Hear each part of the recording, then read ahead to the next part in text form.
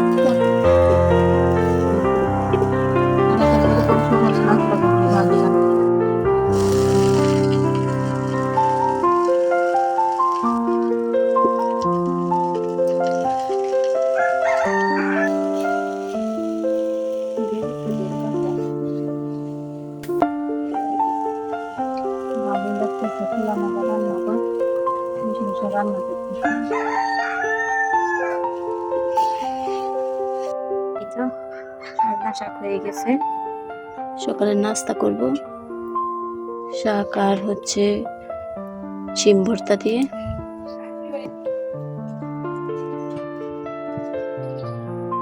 এই তো আমার ছোট্ট হেসেল রান্নাঘর, এখানে ভাত নিয়ে নিয়েছি, ভর্তা খাবো। সকাল সকাল এমন গ্রামীণ নাস্তা খেতে কার কার ভালো লাগে? সহজ সহজ নাস্তা, মানে যেটা চটপট হয়ে যায় সকালবেলা। বিসমিল্লাহ। তো এই বছর প্রথম আলু আর শিম দিয়ে ভর্তা বানাইছি। শিম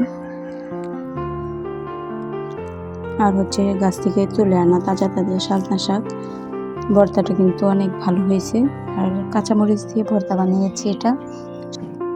বাহিরে চুলার পাশে বসে মুক্ত বাতাসে প্রাকৃতিক দৃশ্য দেখে চিমিচির পাখিদের শব্দে খাওয়ার মজাটাই কিন্তু অন্যরকম। তার জন্য আমি রান্না করে বসে খাইতেছি।